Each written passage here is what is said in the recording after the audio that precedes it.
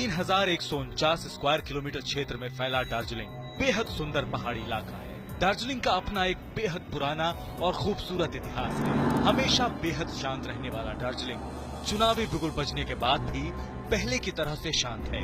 उत्तर भारत की तरह यहाँ ना तो बड़ी बड़ी रैलियां हो रही हैं, ना ही चुनावी शोर शराबा है। लेकिन इसका मतलब ये नहीं कि यहाँ के लोग चुनाव को लेकर संजीदा नहीं हैं। दार्जिलिंग के लोग जानते हैं उनके मुद्दे और उनकी समस्याएं क्या हैं और उन्हें किस आधार पर एक बेहतर विधायक चुनना है।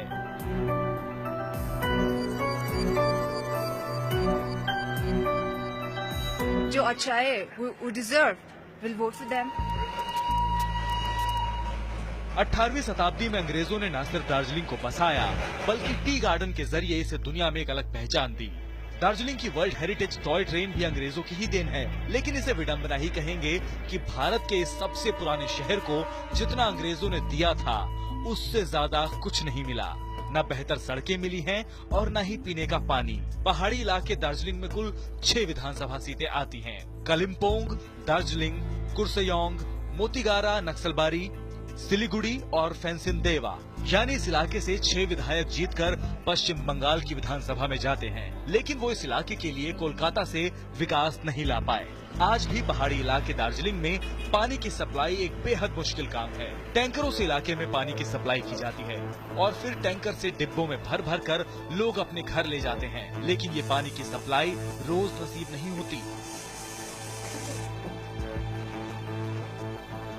दार्जिलिंग का प्रॉब्लम रोड है, ट्रैफिक कंजेशन होता है बहुत।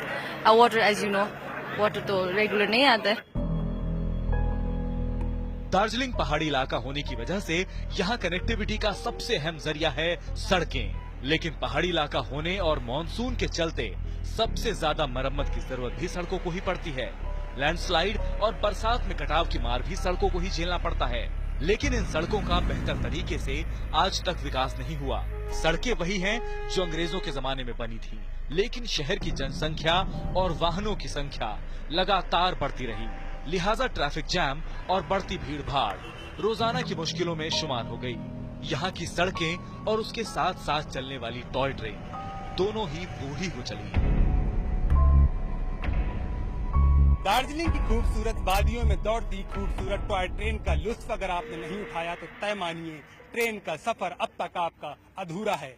1 सदी से ज्यादा वक्त से ये खूबसूरत टॉय ट्रेन दार्जिलिंग की इन वादियों में अपना सफर आगे बढ़ा रही है। लेकिन दार्जिलिंग को दर्द इस बात का है कि विकास की पटरी पर दार्जिलिंग का सफर थम सा गया है। ऐसा नहीं है कि यहाँ पर सिर्फ पानी और सड़कों की ही किल्लत है।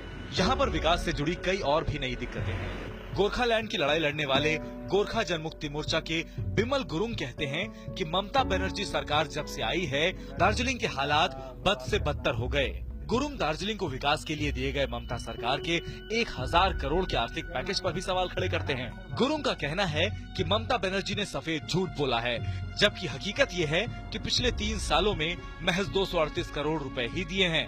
ममता बनर्जी और केंद्र सरकार ने न तो हाईवे के विकास पर ध्यान दिया और न ही दूसरे क्षेत्रों में विकास पर ध्यान दिया।